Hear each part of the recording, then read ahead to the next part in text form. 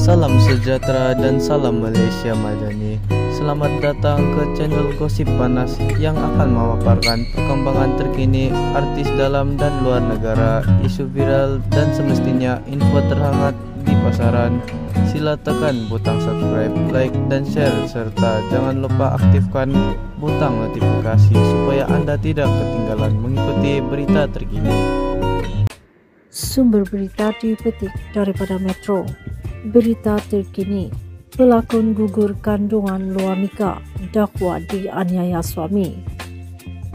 Kuala Lumpur, demi cinta sanggup menggugurkan kandungan sehingga membahayakan nyawa sendiri. Perkara ini nekat dilakukan oleh bekas Ratu Cantik juga pelakon Shakila Saiful 27. Shakila atau nama sebenarnya Nur Shakila Muhammad Saiful Islam berkata dia kini menyesali perbuatannya dan mendakwa dirinya diperdaya dan dikhianati suami sendiri. Saya sanggup menggugurkan kandungan anak luar nikah, yaitu janin anak kembar berusia sebulan pada awal tahun lalu, walaupun pada awalnya enggan melakukan perbuatan terkutuk ini, katanya kepada Malaysia Gazette. Menurutnya, pujukan keluarga suami yang berlatar belakangkan agama dengan alasan fatwa di dua buah negeri menghalalkannya mendorongnya melakukan perbuatan terkutuk ini. Shakila berkahwin dengan suami pada 22 Mei tahun lalu sebagai bukti suaminya menunaikan janji selepas dia menggugurkan kandungan. Bagaimanapun dia terasa seakan dianiaya apabila suaminya bertindak memfailkan cerai di Mahkamah Syariah pada 24 November tahun lalu, yaitu kira-kira 6 bulan selepas mereka berkahwin. Januari tahun lalu saya disahkan hamil hasil hubungan saya dengan suami yang pada ketika itu masih lagi teman lelaki saya. Sejak dari awal mengetahui mengenai kehamilan saya, dia memujuk saya untuk menggugurkan kandungan ini. Malah kehamilan saya diketahui bapaknya yang saya panggil Walid karena suami saya sendiri memaklumkan perkara ini kepada bapaknya yang juga seorang tokoh agama bagi mendapatkan pandangan.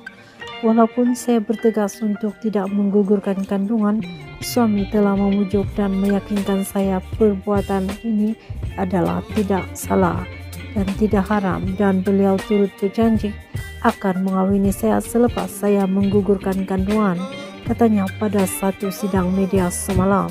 Turut hadir ialah peguam yang mewakilinya, Faizal Rahman. Shakila sebelum ini pernah memenangi gelaran Miss Lume International World Borneo 2021, Miss India Worldwide Malaysia 2018, Miss Beautiful Skin dan Miss Malaysia Kebaya 2017-2018. Gelaran lain adalah Ratu Kebaya 2017, Ratu Cheongsam 2017, Miss Petite Malaysia World 2016 di tempat ketiga yang juga memegang kategori Miss Popularity.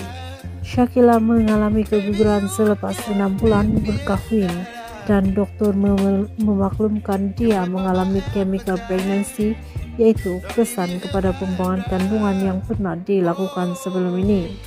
Menurutnya, 8 hari selepas mengalami keguguran, suaminya memfailkan perceraian di Mahkamah Syariah atas alasan tidak munasabah sama sekali. Tindakan suaminya membuatkan dia mengalami tekanan sangat teruk sehingga pernah melakukan cobaan membunuh diri sebelum ini. Saya tidak sangka akan diceraikan selepas 8 hari mengalami keguguran. Lebih menyedihkan, selepas perceraian difailkan, suami dan keluarganya sudah tidak mempedulikan saya dan membiarkan saya menghadapi masalah ini seorang diri. WhatsApp dan panggilan telepon yang saya buat langsung tidak dibalas dan dijawab, katanya. Dia kemudian coba menghubungi bapa mentua di media sosial dan menceritakan apa sebenarnya yang berlaku. Bagaimanapun, saya dikejutkan dengan ugutan dari individu-individu tidak dikenali. Kami sekeluarga juga turut menerima ugutan bunuh. Selain itu, terdapat juga video yang coba memburuk-burukan saya di YouTube yang dimuat naik oleh individu tidak dikenali. Selepas menerima ugutan dan kecaman, saya telah melantik peguam pagi menasihati diri saya, di mana setelah itu saya difahamkan bahwa fatwa yang dirujuk oleh suami saya dan bapaknya tidak terpakai kepada saya yang mengandungkan anak luar nikah pada ketika itu, katanya.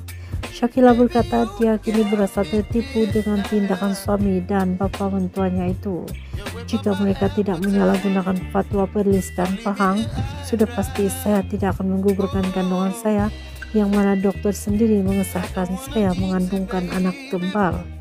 Saya bukan saja kehilangan anak kembar saya, tetapi saya juga telah keguguran bayi yang saya kandungkan selepas perkawinan kami. Tujuan saya membuat sidang media bukanlah untuk mengaibkan sesiapa, tetapi untuk memberitahu kepada umum hal yang sebenar agar berhati-hati di dalam menerima pandangan agama daripada sesiapapun. Karena pada awal tahun ini saya dapati Walid sekali lagi telah menyebarkan mengenai fatwa Perlis dan Pahang tersebut di dalam sebuah forum. Saya juga hendak sebarkan kefahaman bagaimana agama digunakan untuk kepentingan pribadi dan berhati-hatilah wanita di luar sana, katanya. Sekian info hari ini. Terima kasih.